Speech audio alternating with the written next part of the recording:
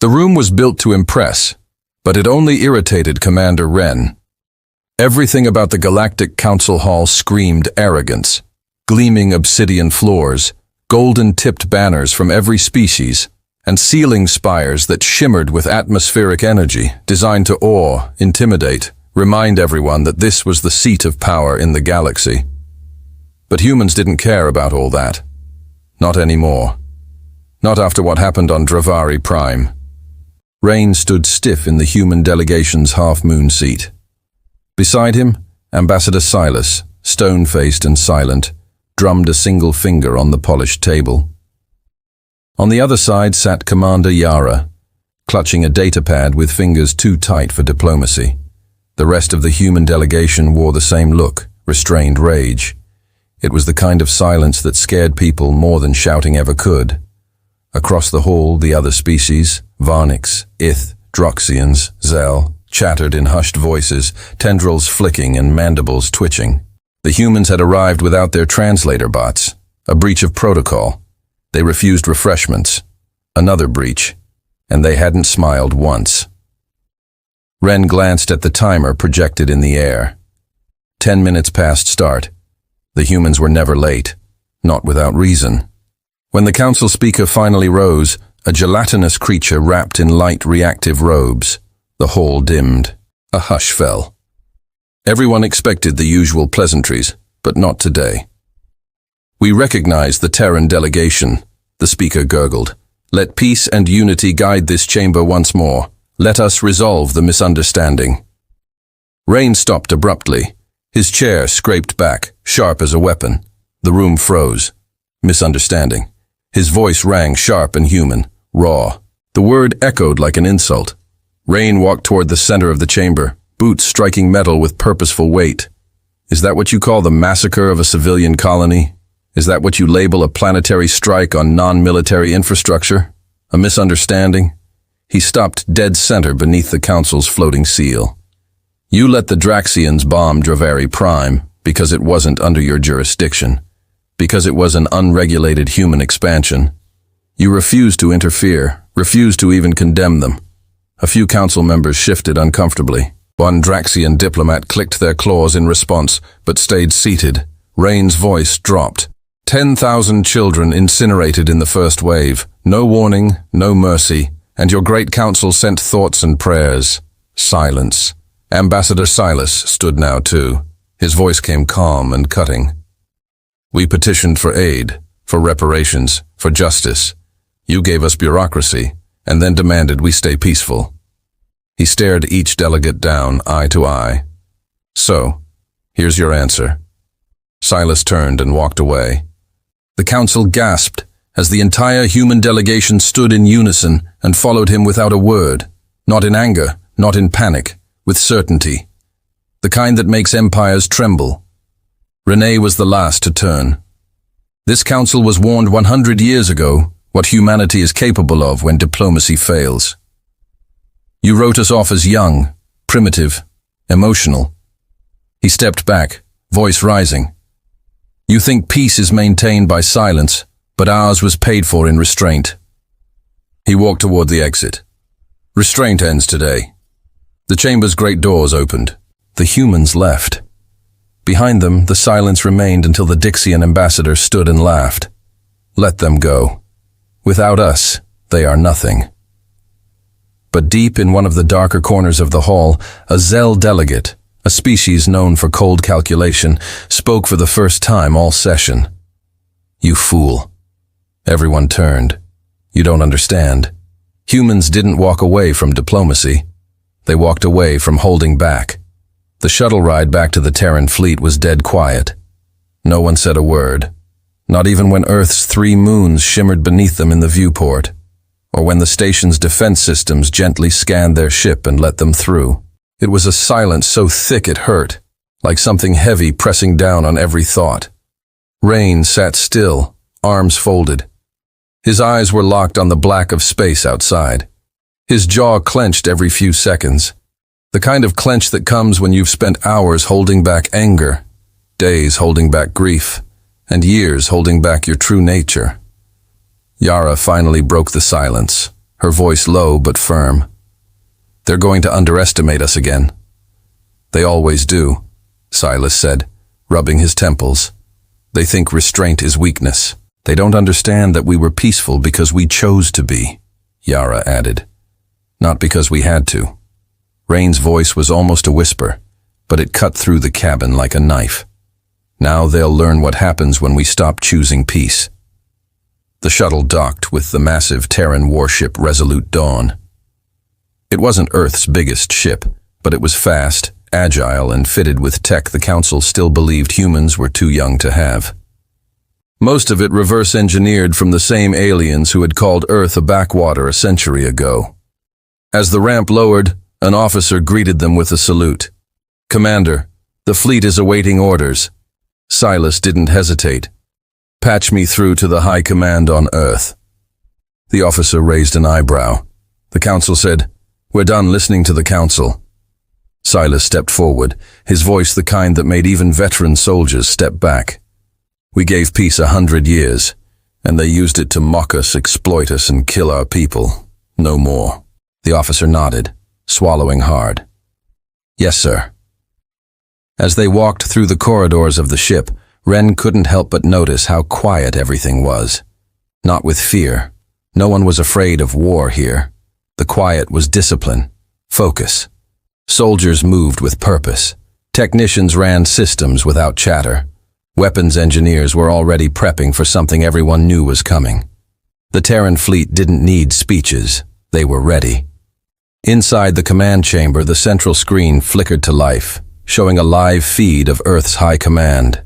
Generals, strategists, scientists, the president herself. Silas didn't bother with pleasantries. "We've walked out, all of us. Every representative, every diplomat, every observer." There was a pause. Then the president spoke. "Understood. No panic, no lectures, just 2 words. Understood. We're activating the Horizon Protocol." Silas said, "All outposts switch from diplomatic status to defensive readiness. Civilian colonies are to be fortified. Trade treaties burn them and inform every human system. We're no longer bound by council law." A general leaned forward, face like stone. "Are we going to war?" Rain finally stepped forward. "We're not starting one, but when it comes, and it will, we're not going to fight like the old days." He turned toward the screen fully. "No more holding back. We've got tech they don't know about. Ships they think are still prototypes. AI systems that make their fleets look like toys." He paused. "And if we're going to survive, we need to remember something we've forgotten." "What's that?" asked one of the younger commanders. Rain looked him dead in the eye. "That we're the most dangerous species in the galaxy because we adapt, because we learn faster, because we're the only ones stupid enough to fight a war we know we might lose and crazy enough to win it anyway." The president nodded. "Proceed." News traveled fast. Within 48 hours, every Terran colony from the mining world of Arkland to the floating cities of Eric had received the signal. Diplomatic lockdown, every human ship recalled, every peace agreement nullified, every embassy was closed. The Galactic Council was stunned, not just by the walkout, but by how quickly and completely the humans had severed ties. Most species needed months of debate to change course. Humans, hours. A Zell communication analyst named Then watched it all unfold with an unsettling chill down his spine. "They didn't just leave," he whispered to his superior. "They planned this." "Impossible," said the senior delegate. "They're emotional, unstable. This is just a tantrum." "No." Then cut in. "This wasn't a tantrum. It was a warning. Their protocols were ready. Their systems, updated. Every single action was coordinated. And the speed, that's not panic. That's preparation." Across the Council's intelligence branches, alarms began to spread. Human ships were disappearing from standard routes. Known colonies were going dark, encrypted. Their broadcasts are now filled with static or firewalls too strong to crack. Black site stations once believed shut down were suddenly reactivating. The Droxians laughed it off. "Let them posture," said one warlord. "They still bleed." But not everyone was laughing. In a hidden moon base orbiting the neutral world of Velen, a small group of smugglers, non-human, mostly traders who didn't care much for the Council, watched something terrifying. A Terran freighter passed by their sensors. No weapons, no escort. But the ship that followed it, silent, cloaked, 10 times larger, was unmistakably military. It moved with the grace of a shark. And when it saw their scanners ping the freighter, it didn't warn them. It just started. For 12 minutes, then with no announcement, the human warship sent a single message. Don't. That was it.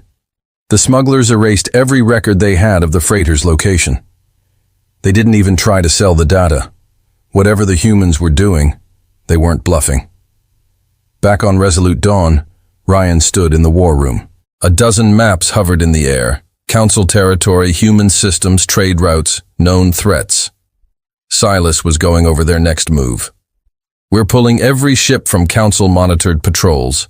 Every scout craft gets fitted with stealth systems. Every diplomat returns with classified intel scrubbed. And we push the Council just enough to make them nervous. Yara raised an eyebrow. Provocation? No, Silas said. Demonstration. We don't strike first, but we let them see what we've been hiding. Renee nodded. Let them feel what it's like when the species they dismissed stops caring about their rules. He glanced at the map.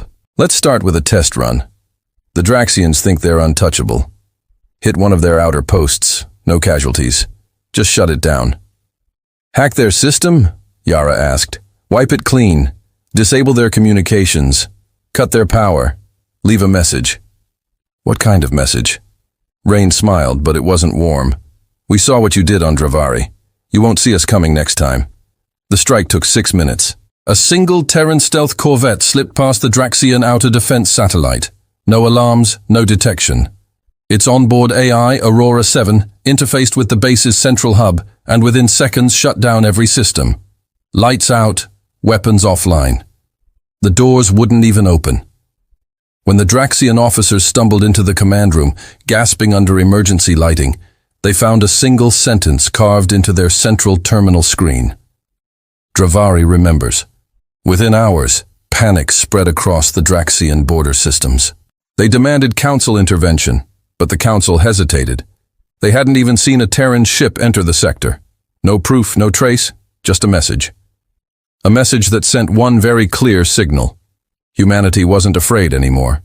Meanwhile, across the human-controlled systems, something else was happening. Recruitment stations reopened. Militaries sent emergency notices to their top graduates. Engineers pulled old black site schematics back online. AI labs activated dormant prototypes once banned under Council treaty. And in Earth's orbit, one of the most ambitious projects ever conceived by humans blinked awake for the first time. A ship, not large, not fast, but armed with a gravity core weapon that had only ever been tested in simulations. The project was called Graveark, and it had one purpose: to remind the galaxy why humans should never be cornered. The Council chamber smelled of fear, not the kind you could name, not sweat or blood or chemicals, but something older, the kind that clung to the silence between words, the kind that made old politicians stammer and generals second-guess their commands. The Draxians were furious. The Alethi is confused. The Varnic whispered theories in ancient tongues, most of them ending in extinction because no one could explain what the humans had done. The Draxian outer post, the one humanity hit, was fully functional 1 hour and completely shut down the next. No battle, no explosions, just silence. Systems gone, weapons erased, a message that didn't come through any recognized channel. And still no proof of how it was done. No ships detected, no power spikes, nothing but fear. It must have been a rogue faction. The Draxian War Minister growled during the emergency session. A human splinter group, pirates, not the Terran government. Then the Zell intelligence analyst spoke again. His voice was colder this time. That message was signed. Dravari remembers. That's not a rogue act, that's retribution. And they left no damage, just a warning, added an Alethi scientist. Which means they could have done worse. Much worse. The Speaker of the Council, still hoping to regain control, floated higher into the center of the chamber. Perhaps it is not too late for reconciliation. Perhaps humanity simply needs time. They don't want time. Then interrupted, drawing shocked gasps. Interrupting the speaker was unheard of, but no one stopped him. They want us to know that peace was their leash, not ours. He paced slowly towards the hologram, floating above the center of the room, showing the galaxy's star chart. You all thought the humans stayed in line because they were weak, young, eager to join us. But what if they stayed in line because they believed in peace more than we did? He tapped the section showing Terran systems now completely dark. What if we mistook principle for helplessness? A long silence followed. Then another Dixian stood, this one older with scars across his throat from battles long past. We made a mistake. Heads turned. He looked tired, older than the last time anyone had seen him speak. We let Dravari Prime burn because we didn't like how fast the humans were growing. Because they made us uncomfortable. They built faster, fought smarter, spread wider, and we feared they'd take our place. No one denied it. We let the Droxian clans do what we were too cowardly to do ourselves. Send a message, a brutal one. He turned toward the speaker, and now they're sending one back. On the resolute dawn, Rain stood before a map of the known galaxy. Colored lights blinked across it. Council worlds, Terran colonies, neutral systems, and new unknown points. Some of the unknown points hadn't existed before, not on any shared maps, not on any known records. Yara tapped one of them. What is this? Ren nodded. That's what we called Station Ember. Built during the Peace Decade, it was supposed to be an experimental AI lab shut down by the Council's anti-weapons treaty. She looked closer. It's not shut down, is it? No, Ren said. Not anymore. He zoomed out to reveal 3 more stations. Each of these was designed to be self-sustaining, undetectable, and decades ahead of what the Council believed we had. And now they're active, receiving fresh code, getting ready. Yara folded her arms. We're preparing for war. No, Ren said. We're preparing for what happens after the war, when the Council finally realizes it can't control us and decides to wipe us out. He turns to her. We're not just fighting back. We're changing the rules. On Earth, President Corrin watched the latest updates from the defense net. Images of Terran warships forming new unregistered fleets, drones moving without command links, civilian scientists being drafted into military programs that had no names. Her aide, a soft-spoken woman named Lena, entered with a data pad. Ma'am, you need to see this. The pad displayed a message intercepted on a closed council frequency. It was encrypted in 5 layers. Leia's Terran AI had cracked in minutes. It was a draft proposal from 3 council members discussing a preemptive strike, not a formal one, a cleansing. They'd labeled it Operation Bright Silence, a plan to target Earth and every major Terran colony in a coordinated strike, wiping out human resistance before it became unstoppable. Corrin stared at the words. They didn't surprise her, but they did something worse. They confirmed everything humanity feared. Get Rain, she said. Tell him the leash is off. In orbit over the neutral moon of Gala, a diplomatic convoy arrived, a final attempt at peace from the Council. The humans met them with guns drawn, not firing, not threatening, just present. Ambassador Silas stood at the edge of the platform as the Council delegates approached. Behind him, Terran soldiers in jet-black armor watched with unreadable visors. The Council delegation consisted of Elathi, Varnick, and Azel, a calculated trio, none of the more aggressive races. We come in peace, Elathi began.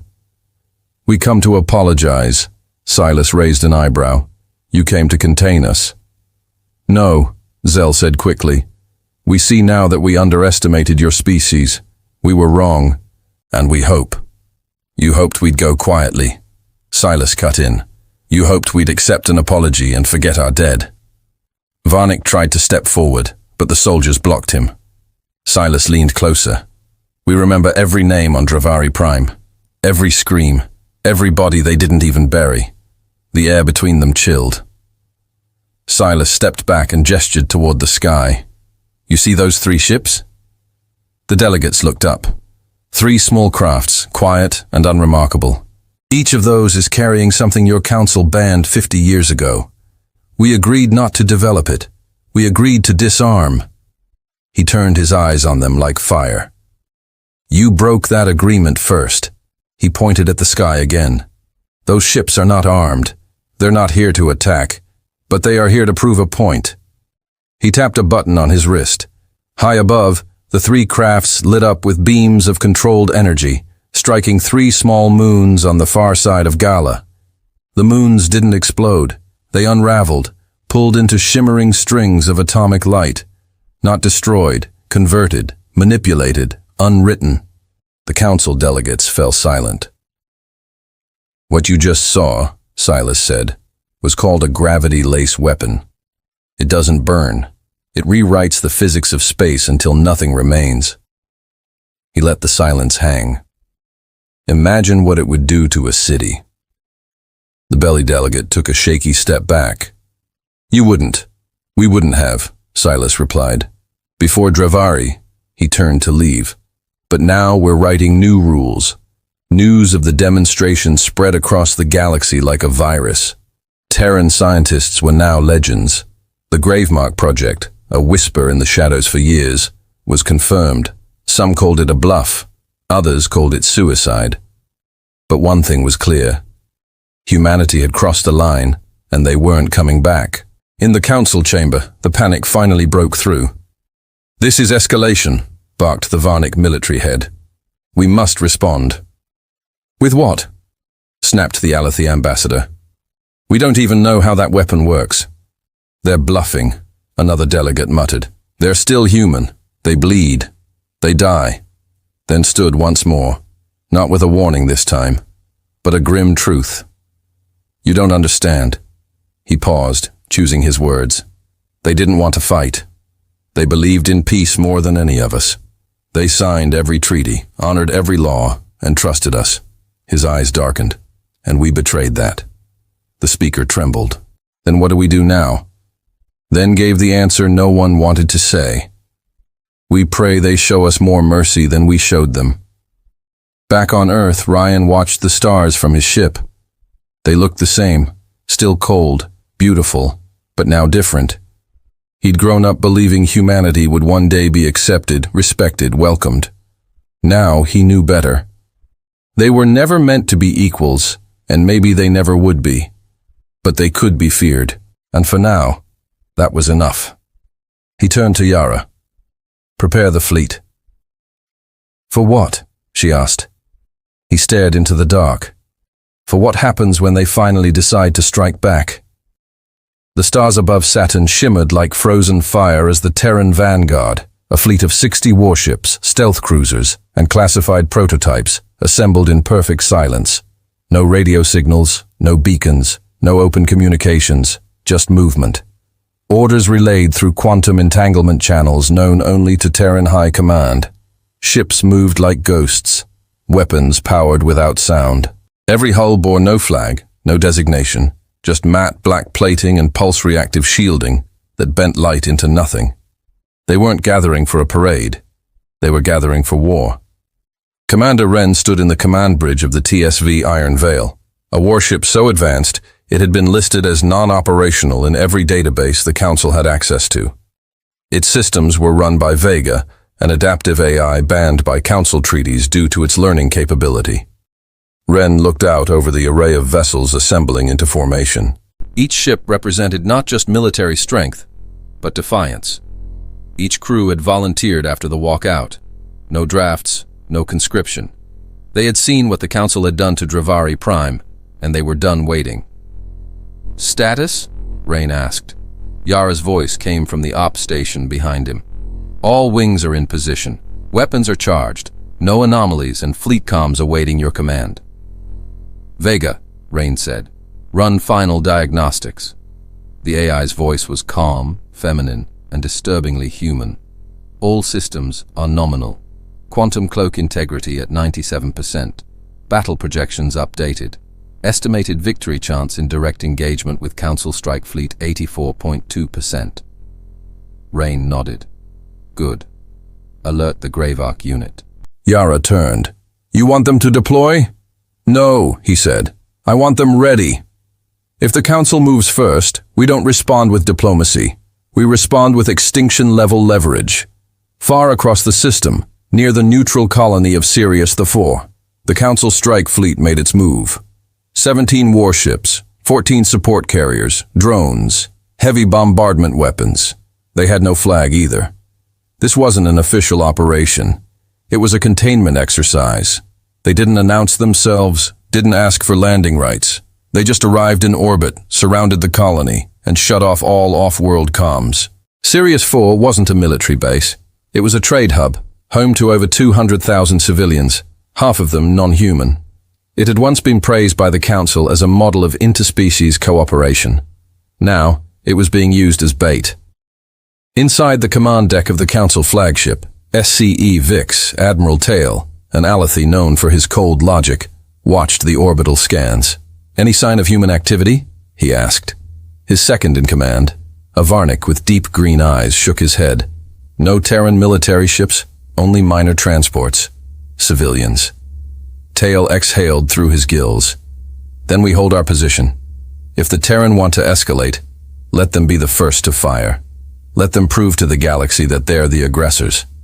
He paused. And if they don't, then we remind them what control looks like. Received the report 1 hour later. He stared at the data for a full minute before speaking. The room had gone silent. Sirius IV, Yara said. That's a non-combat zone. There's children in that colony, Ren replied. That's why they picked it.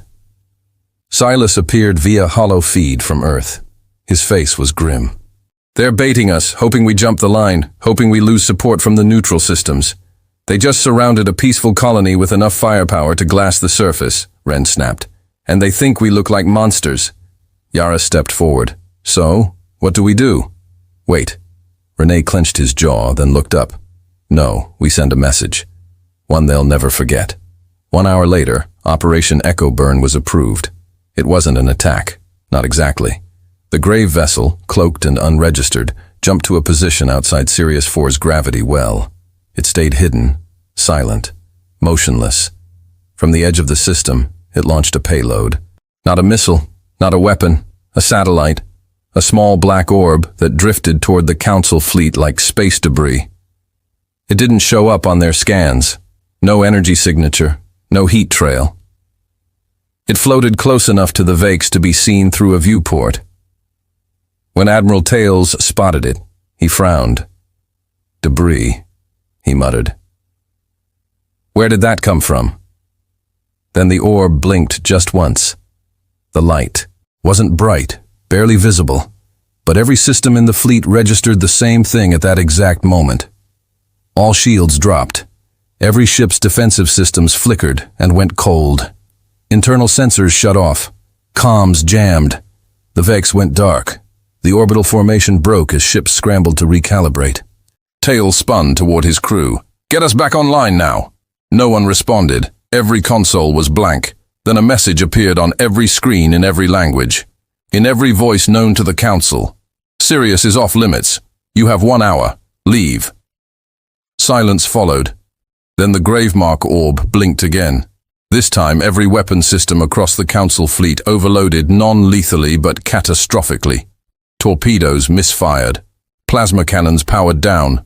Drones shut themselves off, one after another. The ships went limp. No damage, just helpless. For the first time in centuries, a Council fleet was defenseless, and no one had fired a shot. Back aboard the Iron Veil, Yara turned toward Ran with wide eyes. They're retreating. The hologram displayed the Council ships breaking orbit, drifting away from Sirius Thor like wounded animals. No shots fired, no battle, just submission. They got the message, Rain said. Silas's voice echoed over the secure line. You've set a precedent, Commander. You realize that, don't you? Yes, Ren said. You didn't destroy them. You just made them afraid. That was the point, Ren replied. We're not here to conquer. We're here to end this. On Sirius 4, people stood in the streets, staring at the sky. The warships were leaving. No one knew why. No one heard a sound. But in the sky, a strange symbol flickered for one brief moment, burned into the atmosphere by some technology no one recognized. A Terran sigil, simple, sharp, and below it, the phrase, "We protect our own." The colonists cheered, and across neutral systems, that image spread like wildfire. For the first time, non-human species began to question everything they'd believed about humans. They weren't conquerors. They weren't victims. They were something far more dangerous. They were done being reasonable. In the next council session, panic turned to chaos. They disabled an entire fleet, Adroxian shouted. Without even being seen, they could have destroyed them and chose not to, another delegate argued. Why didn't they? The speaker asked. The answer came from then. They're showing us mercy. A silence fell. He stood slowly. This wasn't an attack. It was a demonstration, a final chance to listen. To what? One Varnick asked bitterly, then looked toward the stars projected on the ceiling of the chamber. To the last warning humanity will ever give us. The silence didn't last. For weeks the council waited, debated, and calculated. They told themselves humanity would calm down, that their demonstrations were all bark and no bite, that the gravemark display over Sirius the Fort was just another human bluff, a dramatic show of tech with no intention of true war. They were wrong. But it wasn't humanity who broke the silence. It was Council Coalition Cell XZ3, an off-the-book strike team made up of rogue Varnick operatives and Draxian extremists. They didn't wait for orders. They didn't want peace. They wanted revenge, and they chose their target carefully. Asher 9, a Terran colony near the edge of Council space, largely unarmed. Population 38,000, mostly scientists and civilian families. No military bases, no gravemark defenses, just a small research station monitoring atmospheric anomalies on the nearby gas giant. Perfect bait. The strike came fast. At Aero 318 Earth Standard Time, 5 stealth cruisers entered Asher's orbit. Within 10 minutes, they dropped high-frequency disruption bombs, scrambling comms across the planet. Atmospheric processors shut down. Terraforming equipment collapsed. The air thinned. Then came the heat pulses. Not enough to glass the surface, but enough to cook several outposts alive. By the time Rain received the emergency ping from a backup relay station, it was too late. The council ships were already gone. All that was left were bodies. Entire settlements reduced to charred ruins. Families were wiped out while they slept. No warning, no mercy, just another message. Rain stood over the holographic footage in silence, his hands clenched behind his back. His face was blank. But Yara knew that look. It was the same expression he'd worn after Dravari Prime. Only this time it was colder. He didn't speak for a full minute. Then, prepare all fleets. Code black. Code black.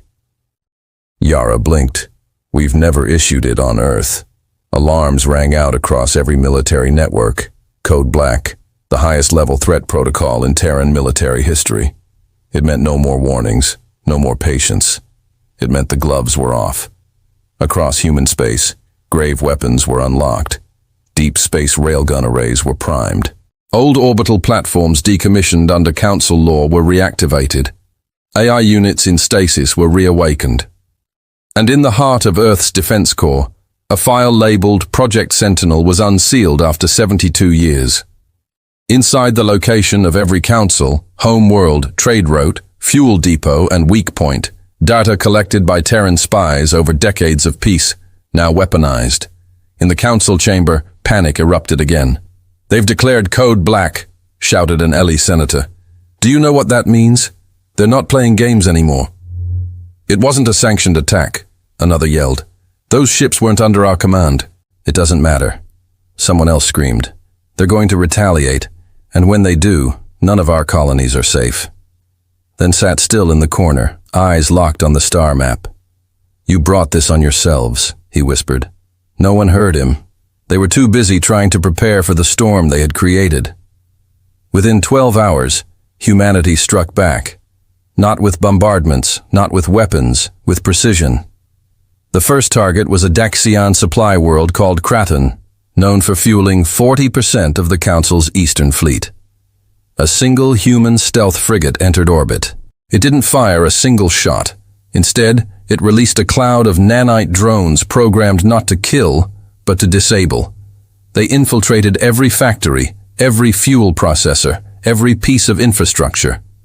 Within 30 minutes, Kraton went dark. Engines stopped working, ships froze in orbit, even communication relays shut down. A planet brought to its knees without a single casualty. The Council was stunned. The message was clear. We can end your war machines without ending your lives for now. But not every Terran fleet was so restrained. At Teros 5, a Council-controlled slave mining world, a human task force landed without warning. The locals, abused laborers, mostly non-human, looked up to see sleek Terran dropships descending from the sky like angels. The guards panicked, fired on sight. The humans didn't fire back. They let their AI-controlled drones handle the response. Non-lethal suppression. Once the guns were down, the Terran opened the cages, freed the workers, left behind crates of supplies, water and comm systems, and a message burned into the sand in 5 languages. You are not forgotten. The Council had no answer. Wherever they tightened control, the humans broke it. Wherever they threatened force, the humans retaliated smarter, faster, without warning. And when a Council ambassador dared to call them terrorists on a public broadcast, Rain himself responded, "Live?" His face broadcast across neutral space. "Do you want to know the difference between us and you?" he asked, staring straight into the camera. "We only became dangerous after you killed our children, after you erased our colonies, after you burned the dream of peace." He leaned closer. "You built a galaxy on fear, on control, on keeping humanity in its place." A pause. "Now you're learning we never had one." The feed ended, and the galaxy held its breath. Not all species were against humans. Many watched from the sidelines. Some, like the neutral trade species known as the Thur, began quietly reaching out to Terran outposts, offering information, trade routes, and fuel. Some even offered asylum in case of a Council crackdown. One THR envoy said it plainly, "You are the first species to stand up to them and not die. That gives others hope." But hope had a cost. On the 4th day of retaliation, the Council made a desperate move. They bombed a hidden Terran installation on Artemis Drift.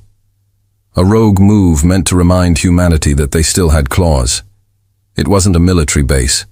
It was a research sanctuary housing hundreds of children and families evacuated from the front lines. They called it the safe place until the sky lit up. 3 kinetic rods from orbit. No warning, nothing left but a crater. When the news reached Ren, he didn't speak. He walked out of the command center, stood alone on the viewing deck, and watched the stars for hours. When he returned, his eyes were hollow. "Send the signal," he said. Yara blinked. "Which signal?" Rain didn't hesitate. Omega Protocol. Omega was different. It wasn't about precision.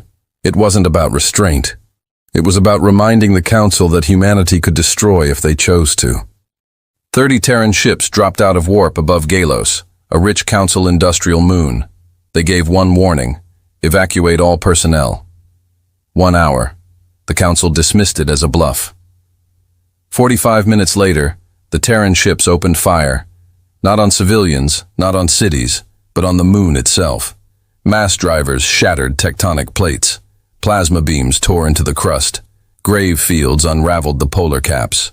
By the end of the assault, Galos had split into 4 floating chunks of rock. Not a genocide, but a message. We could have wiped out the world. We chose a moon. The galaxy reeled. Species began withdrawing from the Council. Others declared neutrality. Some outright switched sides, offering intelligence to Terran fleets. The Council's empire, once unshakable, was crumbling. And in the heart of human space, the fires of unity burned hotter than ever.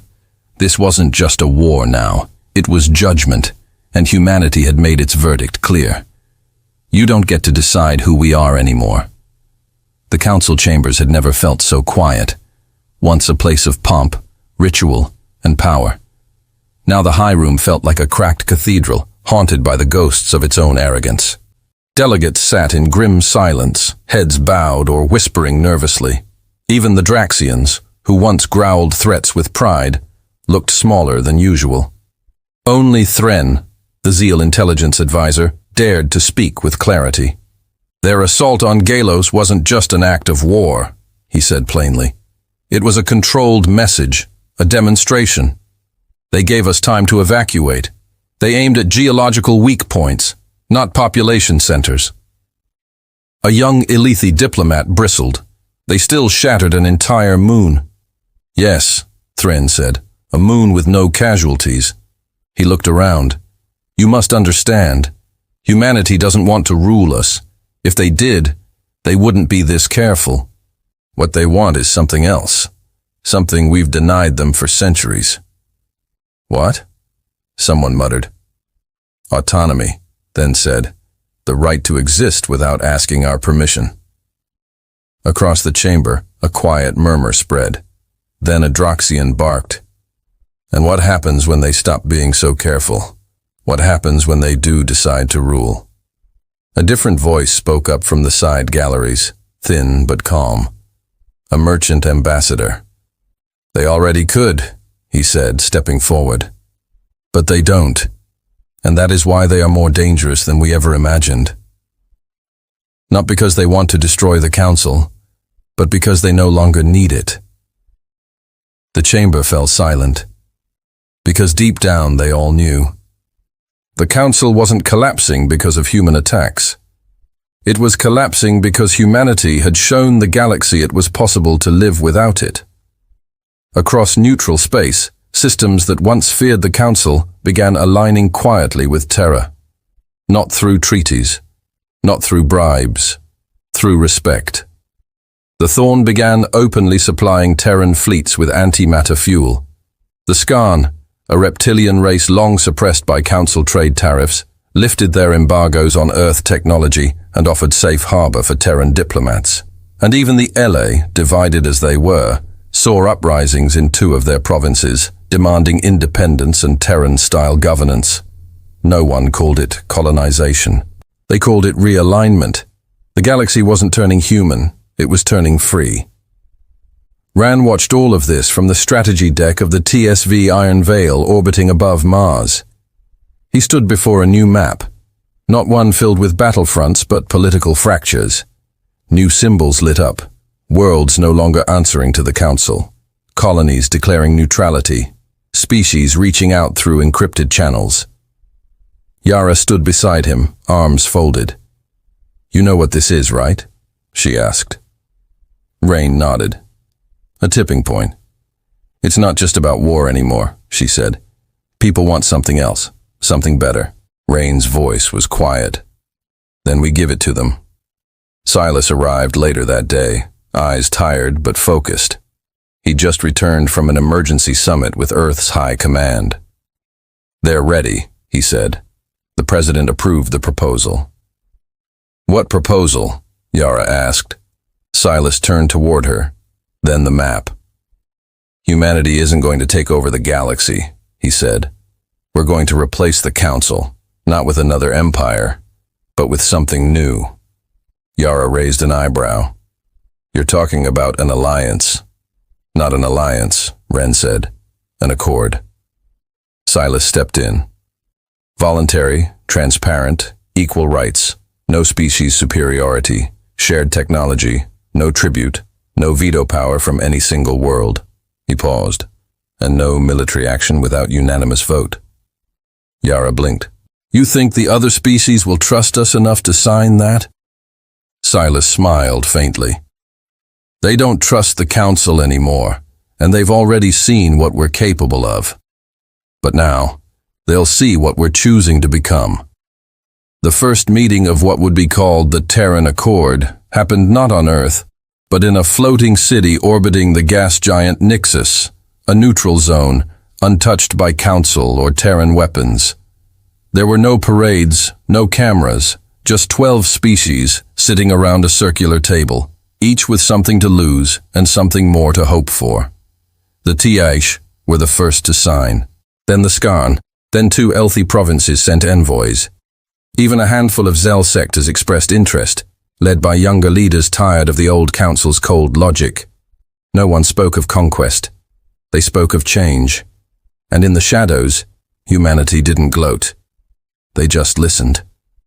Because for the first time in galactic history, they were the ones setting the rules and doing it without a single forced signature.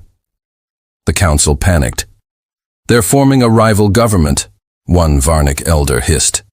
"We should strike before it grows." But their fleets were stretched thin. Their people were questioning orders and their own systems were bleeding resources. In private, many began to speak the unthinkable. What if we joined? What if we negotiated entry into the Terran Accord? Would they even let us? The Speaker of the Council, now more ceremonial than powerful, summoned what remained of the leadership. "We have only 2 options," he said.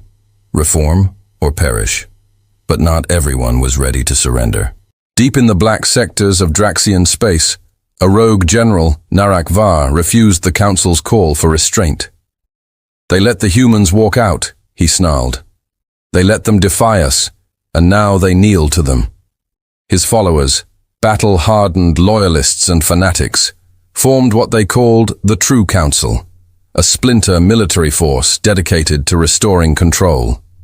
They had no diplomats, only weapons, and they had a target, the first Accord summit on Nixus. Human intelligence intercepted the plan 2 days before the assault. Yara burst into the Iron Veil's command deck, datapad in hand. "They're planning a strike on the summit," she said breathlessly. "Draxian splinter fleet, 8 destroyers, 2 assault carriers, no known council backing." Rain didn't hesitate. "Then we intercept them." Yara frowned. "We don't have authorization from the Accord yet." "This isn't about paperwork," Ren snapped. "This is about showing the galaxy we protect what we build." He turned to Vega. "Scramble the Silent Armada. Move to intercept. No survivors. The Silent Armada lived up to its name. 20 Terran stealth cruisers, each coated in a reactive polymer that bent light and sound, launched from deep orbit. No warning, no signals, no hesitation. They caught the Draxian fleet mid-jump, emerging from warp space like wraiths. Before the Draxians could even arm their weapons, the first 5 ships were torn apart by quantum-linked missile strikes. Terran fighters zipped between their formations, disabling engines, targeting bridge cores. It wasn't a battle, it was a cleansing. Narak Var's flagship was the last to fall. Before it detonated, he sent a final message. "You think your new order will last? You think mercy makes you strong? You are still human, and that means you will always destroy yourselves." Renee watched the feed as the ship burst into light, and he didn't respond. The summit went on. Not a single delegate was harmed. And when the Accord leaders heard what humanity had done to protect them, a new name began to spread across the systems. Guardians, not tyrants, not rebels, but guardians of the fragile peace they had fought so long to earn. A week later, the first official Terran Accord Charter was signed by 17 worlds, 6 species, and growing. The galaxy was changing, not because of war, but because humanity had finally stopped asking permission. Earth had never felt so quiet, not in a defeated way. No, this was the quiet of purpose, the kind of silence that comes just before something historic. Every screen on the planet flashed the same message. The Terran Accord Charter signed and ratified, effective immediately. The Accord had grown faster than anyone predicted. What started with a handful of defiant colonies and outcast species had blossomed into a movement with real power. Whole sectors of former Council-controlled space had declared allegiance or neutrality in less than 2 weeks.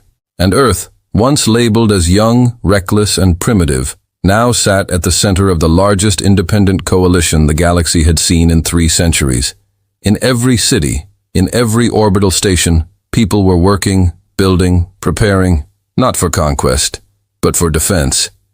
Because the council wasn't finished, and everyone knew it. In the shadows of the council's dying authority, a plan was born. Not from the official government, what was left of it, but from something older, deeper, a faction buried in the deepest levels of council intelligence. They called themselves the Continuum, and they didn't want to fight humanity head-on. They wanted to erase it, not with fleets, not with fire, but with precision. "We can't defeat them on the battlefield," said the Continuum's strategist, a cloaked figure known only as Mile. "But their strength isn't their ships, it's their symbolism." He pointed to the screen where Earth rotated in perfect silence. "Remove the heart and the body dies." The Continuum's plan was simple. Destroy Earth, but not with weapons, with betrayal. Back on the TSV Iron Veil, Commander Wren stood in the Central War Chamber, reviewing the Accord expansion report. 4 more species had joined. 13 planets had requested recognition. Supply chains were stabilizing. Peace, real peace, was within reach. But something felt off. Too quiet, too smooth. And Rain had been in war long enough to know peace never came without resistance. "Anything unusual in council traffic?" he asked, eyes narrowing. Yara, scanning reports beside him, frowned. Some quiet movements. A few abandoned listening posts reactivated. Nothing hostile. "Too quiet," Wren muttered. "Like they're waiting for something." Yara glanced up. "You think they're planning a strike?" Rain didn't answer right away because he wasn't worried about a strike. He was worried about what he couldn't see. The Continuum's plan moved forward without detection. They didn't need fleets. They had Dr. Elon Voss. He was a respected Elethi physicist, once loyal to the Council, now living in exile on Earth under a new name. To most, he was just another refugee, a quiet mind doing research for the Accord's atmospheric programs. But Elon wasn't working on climate systems. He was building a bomb. Not one that exploded, one that unraveled. The Continuum had sent him years ago, long before the walkout, before Dravery Prime, before anyone knew humanity would rise like this. He had lived among them, eaten with them, learned their rhythms, and now he would bury them. The weapon, named Nullfall, was elegant in its simplicity, a small gravimetric device, compact, silent, invisible to standard sensors. When activated, it would generate a localized gravity inversion field strong enough to collapse the tectonic balance beneath Earth's crust. A synthetic earthquake, unnatural, global, no fire, no lights, just implosion. Civilization wiped in a single controlled event. No species in the galaxy had ever survived a Nullfall event. But then again, no species had ever seen one, because the Council had classified the tech as myth, because it had worked every time. Dr. Ellen moved carefully. The device was hidden beneath the Terran Science Nexus, right under Earth's most celebrated research site, where humans and aliens collaborated in public harmony. No one suspected a thing. He passed the guards with a smile, drank coffee with his lab assistants, sent his daily logs, and waited. The activation key was time-coded to a specific signal from a hidden Continuum relay floating in the asteroid belt. Once the beacon synced, he would have 60 seconds to activate, then vanish. It would all look like a natural disaster, and Earth would fall. But Earth didn't rely on trust alone anymore. 2 days before activation, a Terran AI, Vega 3, an unregistered unit built for deep data correlation, flagged a strange pattern. A minor power fluctuation beneath the science nexus, barely noticeable. Ordinary systems had dismissed it. But Vega 3 didn't operate on ordinary. It flagged the anomaly and flagged it again, then began searching. It connected reports from construction droids, utility logs, unauthorized material shipments, all signed off by Dr. Ellen, all disguised perfectly, except for one error. A thermal variance a degree off. Just enough for Vega 3 to wonder. It sent the report directly to Wren. Rain didn't hesitate. By the time the Continuum beacon activated in the asteroid belt, a Black Ops Terran unit was already moving through the Nexus tunnels. Elan was standing over the nullfall device when the ceiling blew open and 5 armored figures dropped in. He didn't resist, didn't panic. He just looked at them and said calmly, "You should have let it happen." Interrogation revealed the rest. The continuum, the plan, the weapon's origin, their target.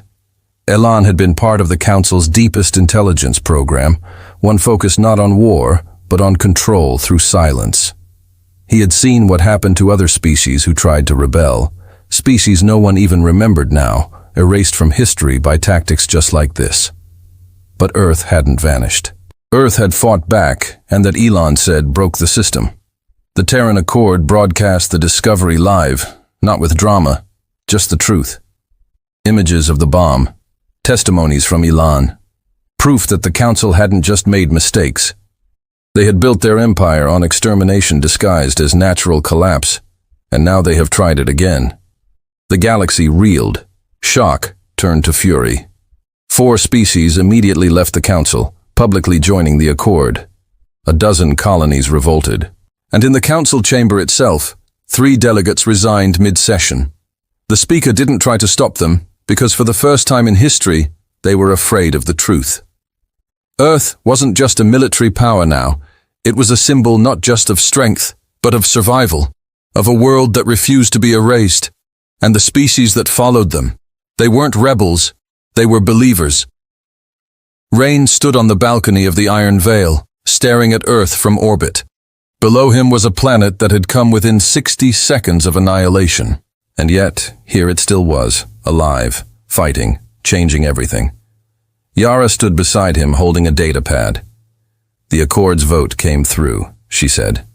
"Unanimous." "For what?" he asked. She smiled. "They want Earth to be the Accord's capital." Rain didn't answer right away.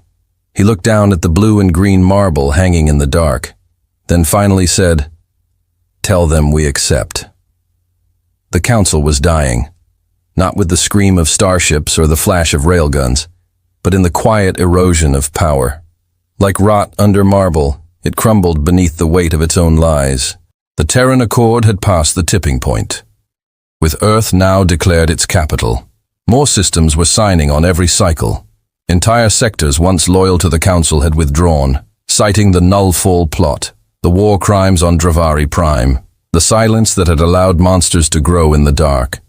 From the outside, the Council still looked intact. But inside, it was bleeding, and desperation was a dangerous thing, especially when it was quiet. Commander Wren stood in the great hall of Unity Spire, the new diplomatic nexus built in orbit above Earth. He'd traded in his battlefield armor for formal black. Nothing fancy, just symbolic. The room was filled with representatives now. Thathi, Zell, Skarn, even Varnick. 20 species, 1 Accord. It should have felt like triumph, but Wren's instincts never let him rest easy. Victory wasn't a finish line. It was just another terrain to defend. He watched the delegates talk, toast, and debate. And then he saw her. She was smiling. Ith, draped in gold-trimmed robes, and moving through the crowd like she belonged. But Ray knew every name in this room, every face, and hers wasn't one of them. He tapped the side of his calm. "Yara, we may have a guest." "Understood," came her voice instantly, already tracking her.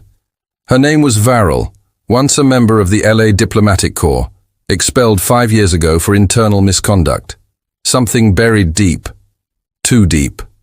Records had been scrubbed, but Vega recovered enough to confirm the truth. She was a Council black agent trained in socio-political disruption, infiltration, and psychological warfare. The weapon wasn't bombs. It was doubtful. And her mission wasn't to destroy the Accord, it was to corrode it from inside. The next day, the rumors began. The SCAR representative was seen in closed meetings with Earth's defense contractors. The Thur were allegedly demanding veto rights over Accord expansion. The Alathi were accused of hiding tech that could compete with grave weapons.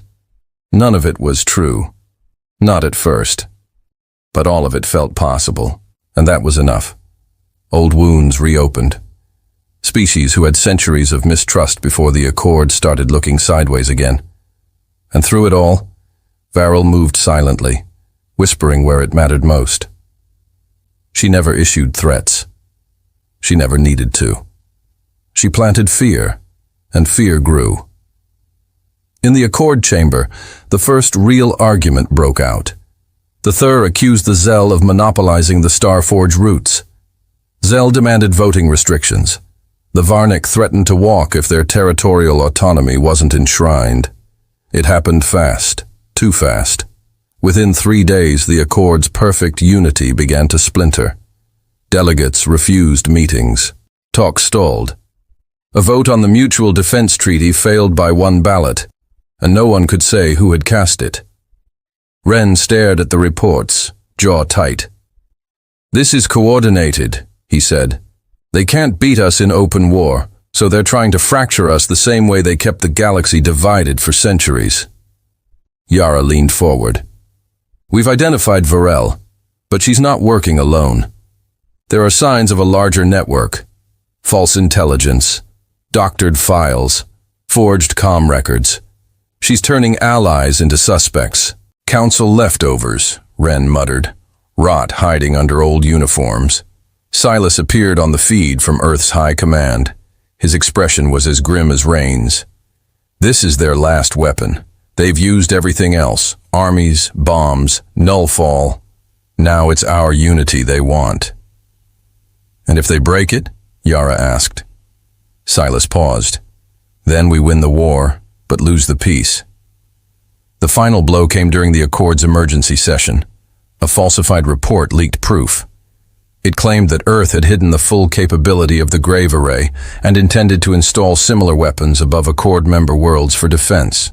The implication was clear. Earth wasn't just leading, it was preparing to control. Delegates exploded in rage. Shouts, threats, demands for inspections, calls to suspend Earth's leadership role. All of it. Exactly what the Council had wanted. Varel watched from the shadows, smiling. She didn't need to speak. The chaos was enough until Wren stood up. He didn't shout, didn't slam a fist.